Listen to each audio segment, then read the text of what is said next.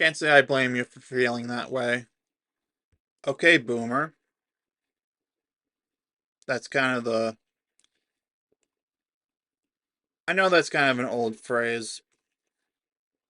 And just to be clear, I have nothing against boomers collectively, but I do think there are some attitudes that I don't agree with. So, that's why I want to talk about today's article. 8 phrases boomers still use that make millennials roll their eyes every time, from geediting.com by Tina Fey. Wait, Tina Fey the actor?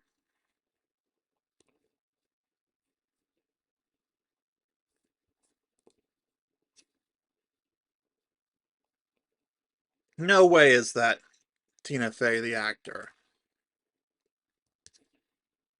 But anyway, I saw this on the Collapse Experiments channel, and I wanted to give my take on all of these because I left a comment mentioning how I actually have light bulbs you can turn on and off with your phone, like the person in that article, because a clapper is far less reliable because other noises could be mistaken for it. Not to mention, I personally see the benefit because it's in the room where I watch movies and TV, meaning that I can get back to my seat while the lights are still on, and I can just tell my HomePod minis to, quote, turn off the ceiling lights, and they're off. And I can turn them back on before I get up. That's why I got them in the first place, and that's why I still use them.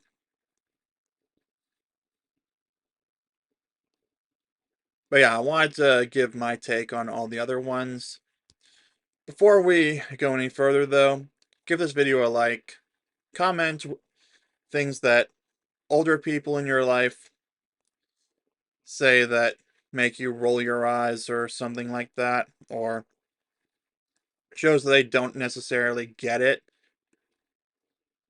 or that what is it is terrifies you, as Grandpa Simpson said in The Simpsons.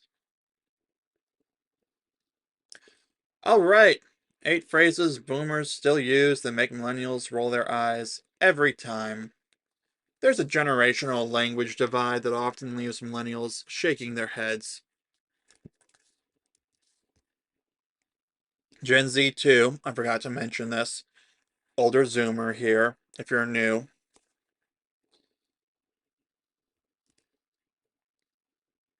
This divide is filled with phrases that boomers just can't seem to let go of. These phrases, in turn, lead to countless eye rolls from younger generations. You see, language evolves, and what was once trendy or acceptable can quickly become outdated or even cringeworthy. And as much as we love our boomer folks, they sometimes miss the memo on this. Let's dive into the phrases that boomers still hold on to, that make millennials roll their eyes every time. Brace yourselves, this might sting a little. And sometimes younger people might use these. This could be a sign that we're just getting old, or there's some basis in it. Number 1. Back in my day, boomers tend to start their sentences with this phrase, and they're about to launch into a story about the good old days. I have done that several times on this channel, like my video about that setting fire to Chromebooks trend from TikTok, where I actually said back in my day, this wouldn't have been a thing. And that was only 10 years ago. Well, 14 when I first entered high school, and my class was the very first to use netbooks in school, at least in our town. Anyway, This phrase is often used to contrast the current situation with what they perceive as a simpler or better time. It's a phrase that implies that things were better in the past and that the current generation is somehow missing out. The problem is, millennials have heard it so many times become a cliche, and more importantly, it often ignores the very real challenges and changes that millennials face in the modern world. While it's important to honor the past and learn from it, there's a certain eye roll triggered among millennials when this phrase is used. It tends to come across as dismissive of the present and the future, which millennials are actively trying to shape for the better. Honestly, I have nothing against this, mostly because I'm old enough to say, back in my day, because high school for me was now 10 years ago, and college is getting up there. That's why I like to say I'm 18 with an extra 10 years of experience. And I will admit, there are some things the current generation is missing out on. Homes being way more manageable to afford.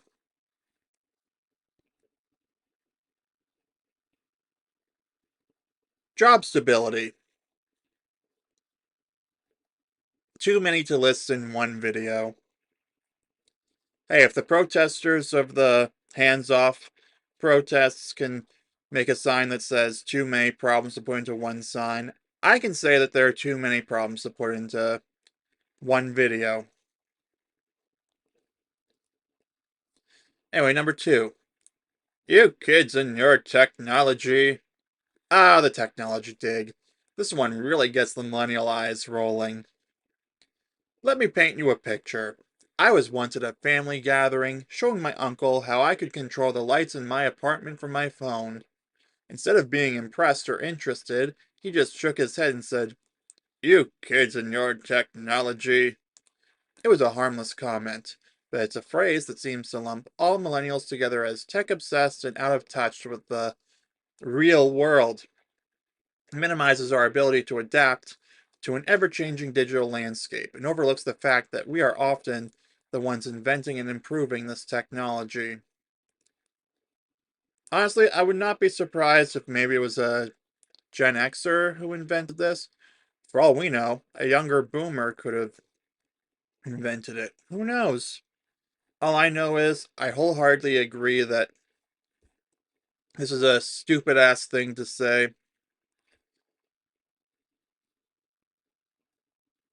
because here's the thing I've noticed with older people is they tend to fall behind instead of adapting to like me. I go out of my way to adapt to new things where possible just because.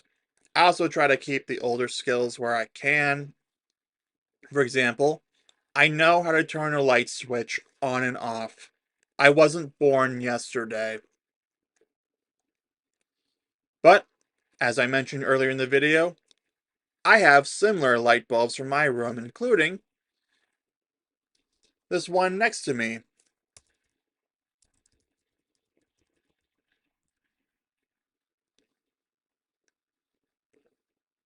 You see this? I just turned off my lamp that is right next to me by typing to Siri. And now, let's turn it back on.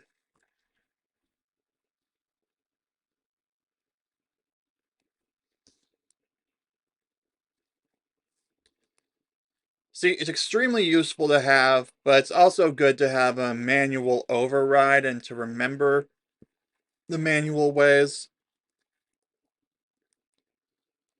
because it's as things can go wrong. That's where the Aaron Clarys of the world are really dropping the ball with hating on every new technological development.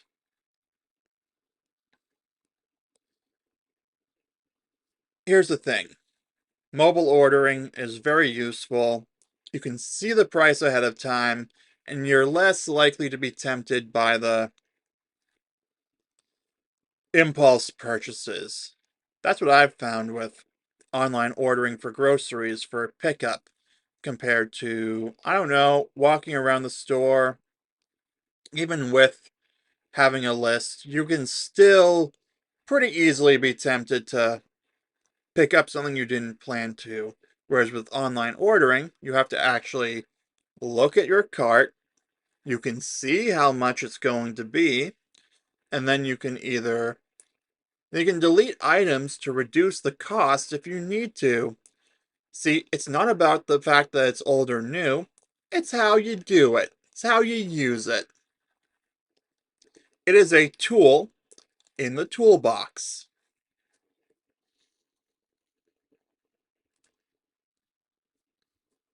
Alright, number 3, hard work never killed anyone. This is a classic boomer phrase that implies the only way to achieve anything worthwhile is through relentless hard work. As an older Gen Z, I'm going to have to say that that's still true to some extent. It's just not as rewarding in the corporate world, comparatively speaking. While there's certainly value in hard work, millennials often interpret this phrase as a dismissal of work life balance and mental health. Interestingly, studies show that millennials are actually the most stressed out generation.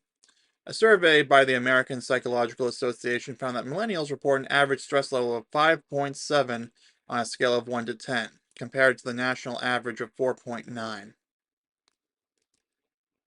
wonder how they measure that.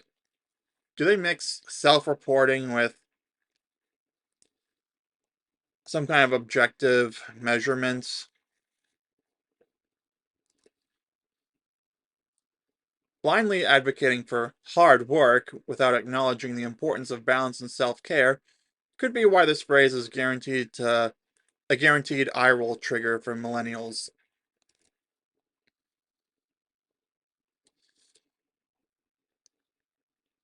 I'm a little mixed on this one because, on the one hand, if you work hard at something, yes, you can get better at it. You just have to remember to take breaks as well, as I learned from playing Majora's Mask. Taking a break when the shooting gallery mini games in Clocktown and what was it? The Southern Swamp became too difficult. Like literally saving my game, closing it, going downstairs to make dinner, and then coming back within minutes. I was able to get the perfect scores I needed in both of them to get those pieces of heart. So, contrary to popular belief among millennials, hard work can pay off. It's just like corporate environments that are far less rewarding compared to the boomers' days or even the Gen X prime days back in the late 90s. That's where I'm inclined to agree that hard work is less rewarding than it was in the past. As for whether it never killed anyone, let's just say men are statistically more likely to die on their jobs because they statistically work more dangerous jobs like oil rigs and other places that have increased likelihoods of accidents that offices just don't have. That's all I'm going to say about that. Number 4, money doesn't grow on trees. This phrase is tried and true, favorite of boomers, often used to remind younger generations about the value of money. Essentially, it's a call to caution, warning against frivolous spending, and a reminder that earning money takes effort. While the sentiment is sound, the phrase itself has become somewhat overused. For millennials who are often grappling with student loan debt, underemployment, and a challenging housing market, this phrase can come off as a little patronizing. They're well aware that money is hard to come by. They're living it every day. While boomers may see it as imparting wisdom, millennials might prefer more constructive advice on financial management.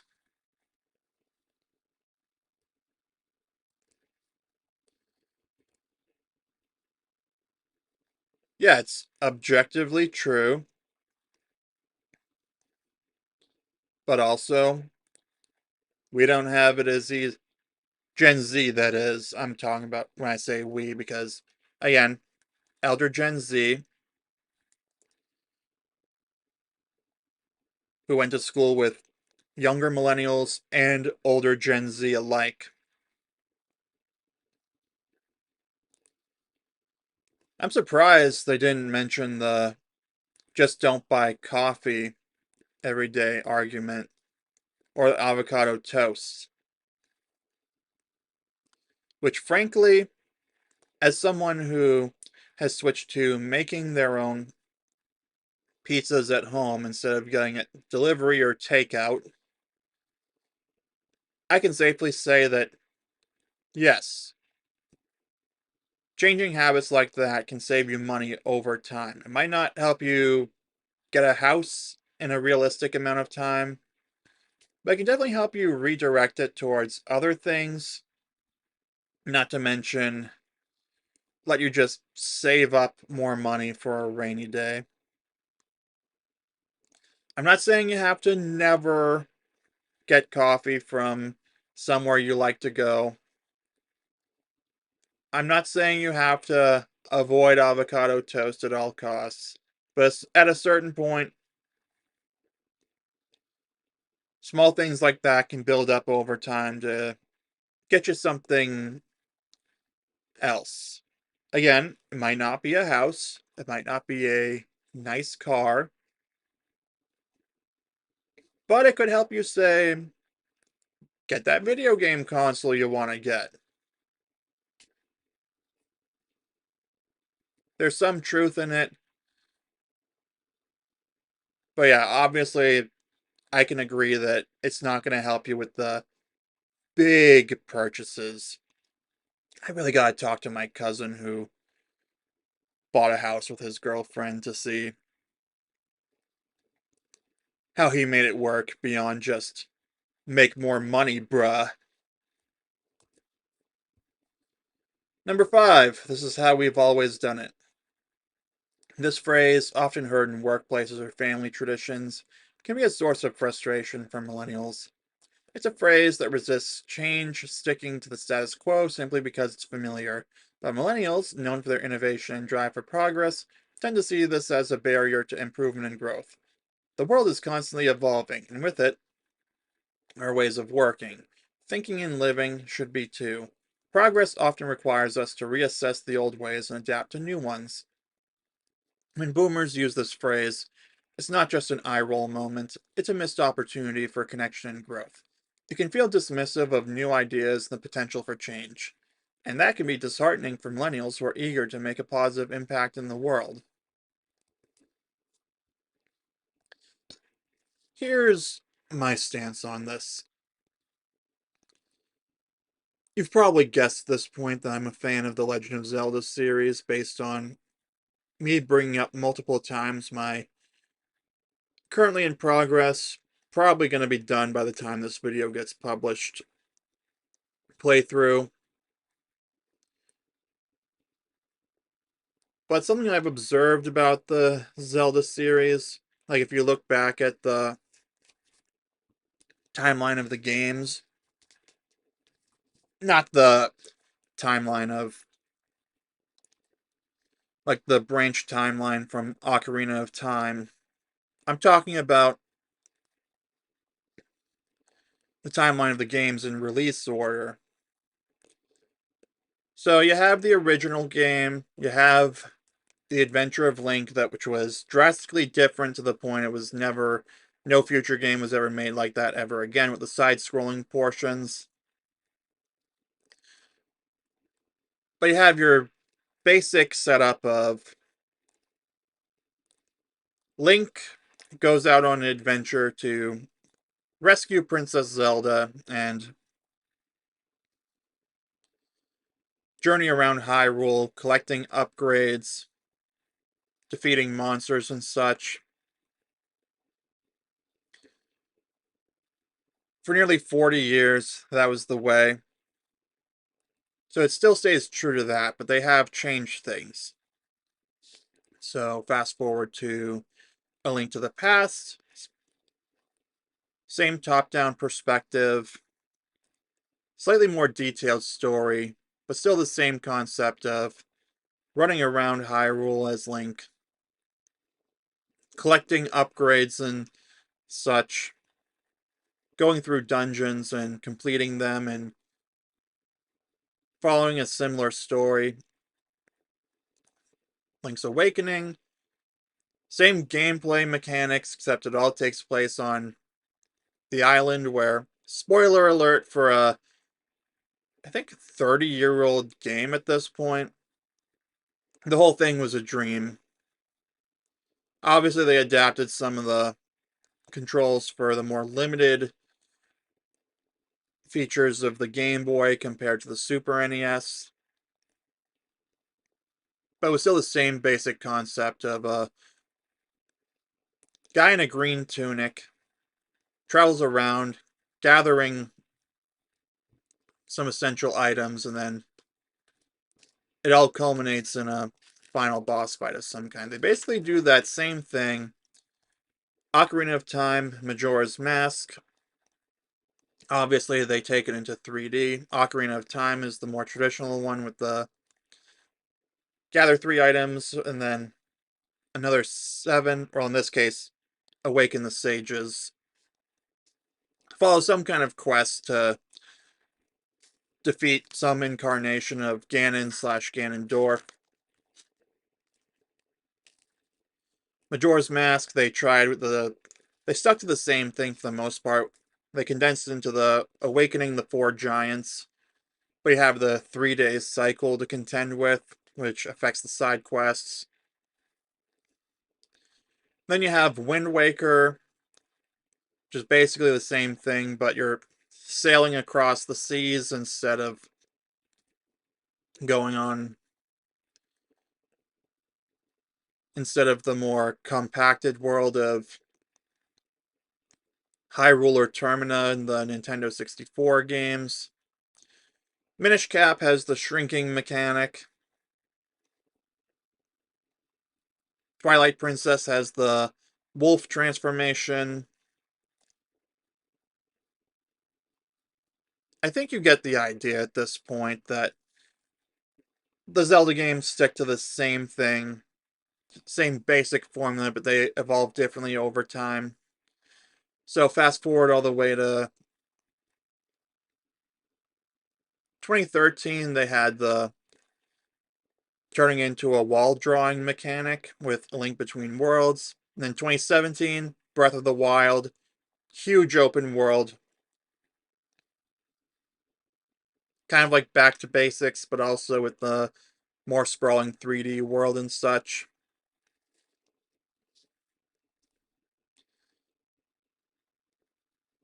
Yeah, I think I've gone on long enough about The Legend of Zelda. But again, this is how we've always done it. I agree with the millennial slash older Gen Z sensibility of making changes where you have to, or evolving. But I also see value in staying true to the same basic core formula. It's like online ordering, it's still shopping. You are still exchanging money for goods. The difference is someone else is assembling it in the store and then bringing it out to the car, or you're going up to a customer service desk and picking it up from there after they confirm that's you.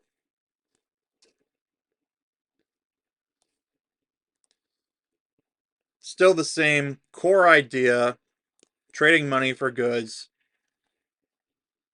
but you're doing it in a way that, as I said earlier, you can literally see what it's going to cost before you actually make the purchase.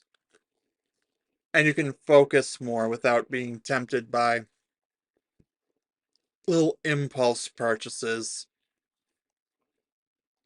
So yeah, that one's a mixed bag. Number 6. When are you going to settle down? This one hits close to home. It's a phrase I've heard countless times at family gatherings or casual meetups with older relatives. It seems like a simple question, but it carries a heavy implication that there's a specific timeline or path we should all be following. Settling down traditionally means getting married, buying a house, and starting a family. But for many millennials, life doesn't follow this linear path anymore. We're traveling, pursuing our careers, exploring our passions, or simply enjoying our independence. This phrase can unintentionally add pressure and make us feel like we're not meeting expectations. The truth is, everyone's journey is unique, and it's okay to live life at your own pace. As an older Gen Z, I have to side with the millennials on this one. I actually had to defend my cousin and his girlfriend when my grandmother was asking when they were gonna get married. Like, I had to defend them. I had to reiterate that to my grandmother.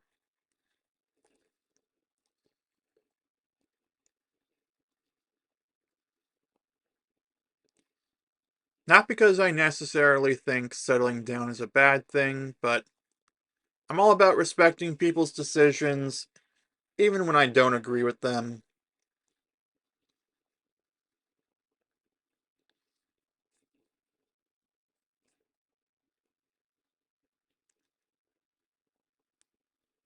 But let this go to show that older people, in the case of my grandparents, silent Jenners, they're a lot more likely to ask that question, probably just out of habit because they grew up in a time where it was actually expected of you to get married and have kids. If you'll recall that Not the Bee article I keep bringing up, it wasn't, it's just considered one option among many.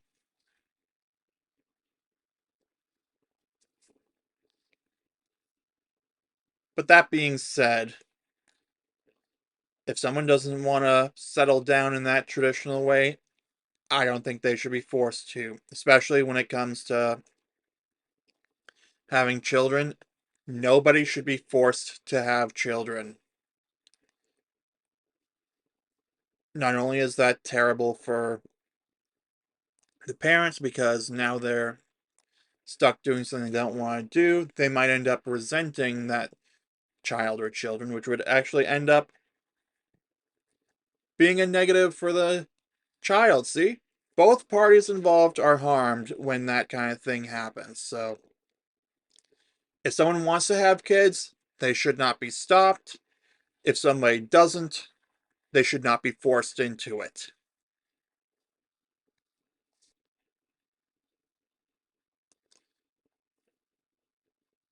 That's why safe haven laws exist.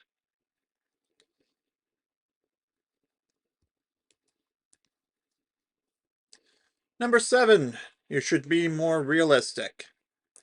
This phrase is a common one from boomers to millennials. It's often used as a response to a millennial sharing their ambitious dreams or unconventional ideas. While it's important to have realistic expectations, this phrase can often come across as discouraging or dismissive. It can make millennials feel like their dreams are invalid or unachievable. Can't say I blame you for feeling that way. But millennials are known for being the dreamer generation, always pushing boundaries and redefining what's possible. They're not afraid to think big and take risks, which is how many groundbreaking ideas and startups are born. Instead of dampening their spirits with a call for realism, boomers could encourage these dreams and provide guidance on how to achieve them. Validation can go a long way in fostering mutual understanding and respect between generations. Fun fact, in the early days of Disney, Walt was the dreamer. His brother Roy was the one who found a way to make it happen. Walt Disney always said, if you can dream it, you can do it. And especially helped that his brother was able to figure out how to do it.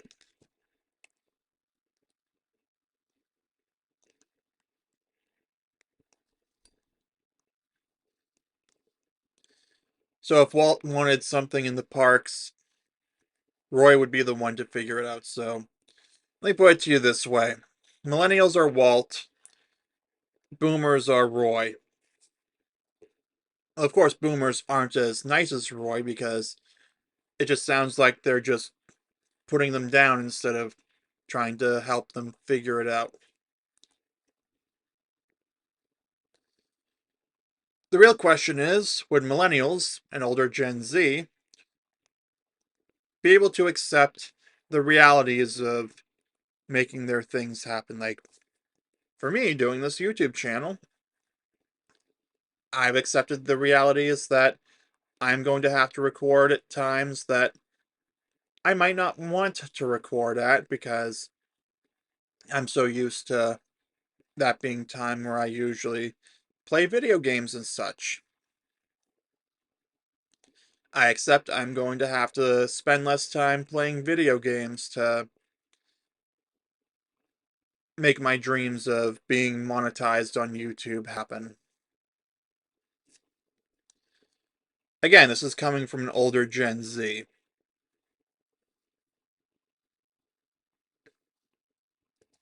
Alright, eighth and last, respect your elders. This is perhaps the most commonly heard phrase from boomers. It's a call for deference and respect based solely on age. Age that, coincidentally, the boomers happen to fall under. I mean, can't say I blame them. They want to make themselves feel more powerful with that. I can respect it. But also, age alone is not the defining factor. I'm not going to go full philosophical gamer here with his mental gymnastics about how Gen Z is actually wiser than the boomers because they're actually living in the modern world. But I will say that Gen Z has a better understanding. I think if they could just combine it with some of the boomer things, see what works, what doesn't work, I think maybe we could dig ourselves out of this situation we find ourselves in. The situation of increasing housing prices and such. While respect is crucial in any interaction, it should be earned through actions and behavior, rather than automatically granted because of age. Millennials believe in mutual respect, regardless of generation. This phrase can feel patronizing and dismissive of the thoughts, feelings, and contributions of younger generations. It's important to remember that respect goes both ways. Listening to each other, valuing each other's input, and treating each other with kindness is how true respect is built.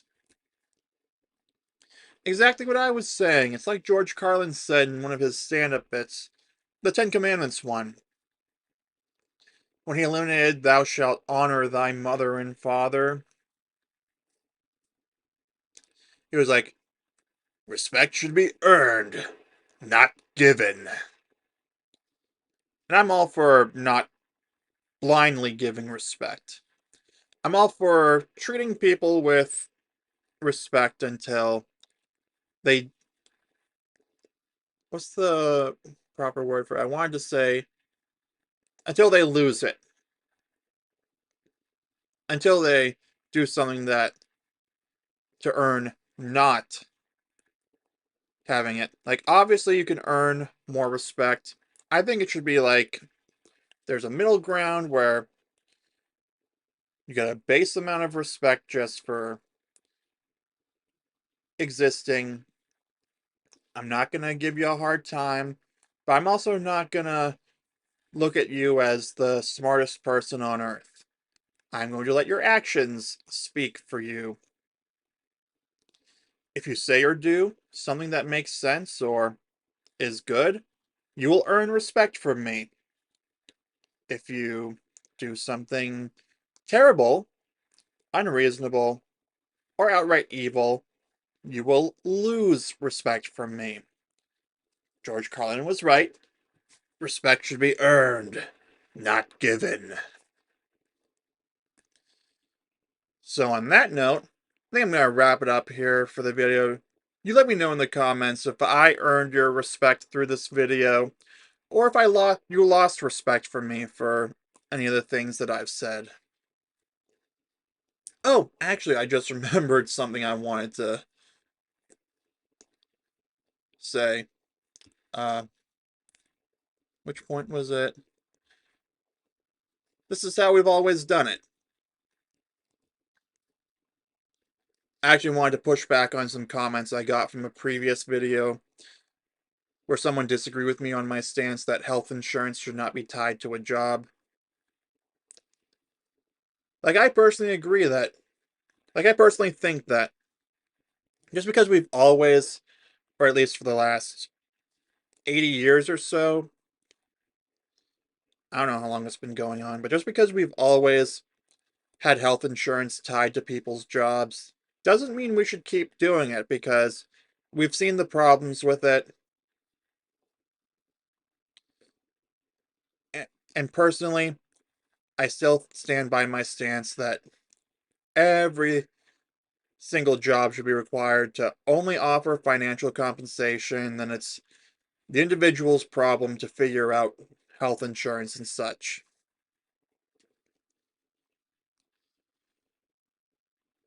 So yeah, on that note, give this video a like if you enjoyed it.